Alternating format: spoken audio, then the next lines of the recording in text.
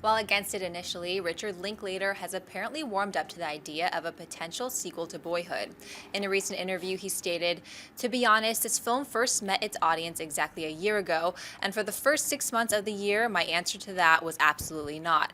This was 12 years. It was first grade through 12th grade. It was about getting out of high school. I had no idea about another story. There's nothing to say. It hadn't crossed my mind. But I don't know if it's been a combination of finally feeling that this is over, or being asked a similar question a bunch over the last year, that I thought, well, I wake up in the morning thinking the 20s are pretty formative, you know? That's where you really become who you're going to be. It's one thing to grow up and go to college, but it's another thing too, so I will admit my mind has drifted towards this sequel idea." Schnepp, would you like to see a Boyhood sequel? This is Linklater. Yeah, waking up in the morning. Oscar nomination. Manhood. No. Look, it's a great idea. If anyone's going to do it, he should. I think he's already got that kid trapped in some kind of 100 years plus. Every day I must be allowed to film you for at least 1 hour. He's, when will it end? Seniorhood or whatever. What's the last? It's a trilogy. He should make another one. Go from 18 to 30. That would be amazing. Just add an extra year just to top himself. 12. This time it's 13 years, son. Manhood. I think it's a great idea. I love that movie.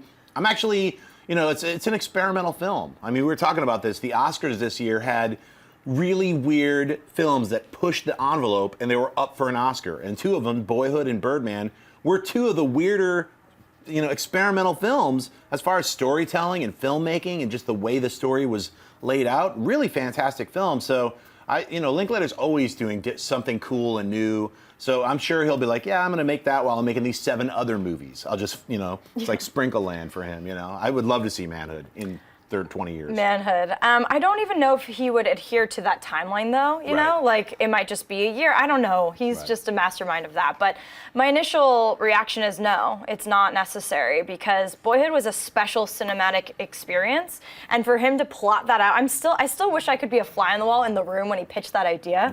People would be like, because you're not going to see the return of your investment for 12 years. What? So it's still baffling to me. It only took 1 Oscar, but I think it will be more appreciated as years go by. I think it's going to be one of those films.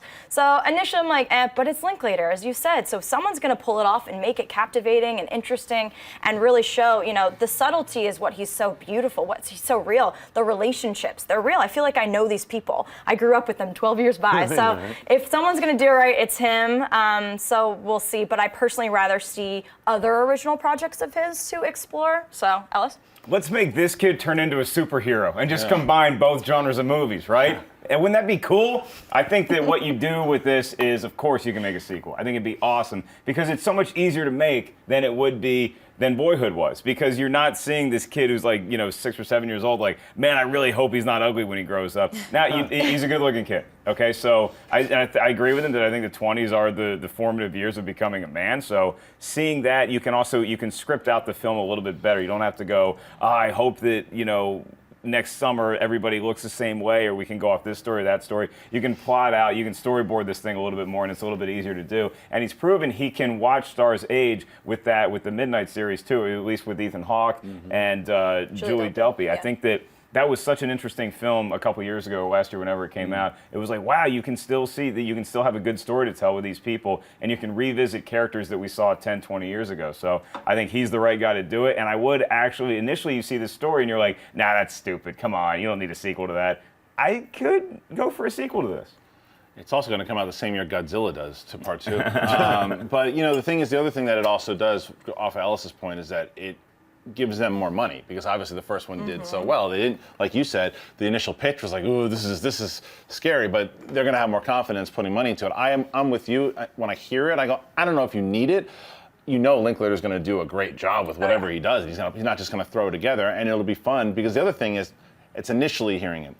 If he does indeed have this kid's life for the next 10 years, when we see it in 10 years from now, we're going to be like, oh yeah, I remember we talked about that 10 years ago, and now here it is. So, and we'll probably be excited to see it at that point, and because it's Linklater. But I don't need to see it, but I'd be interested to see it in 10 or 15 years from now. It's interesting how with most actors, a legacy in film is like your whole discography. It's like 10 years, but this kid, it's like 2 films. I know, right? Over 15 years. Crazy. Hey everyone, if you liked this video, click that thumbs up button and make sure to subscribe to our AMC Movie News YouTube channel. It's free and helps you stay up to date with all the latest movie news, as well as our daily AMC movie talk show. Also, make sure that you follow us on Facebook and Twitter to stay up to date with all of our special promotions, contests, and prize giveaways.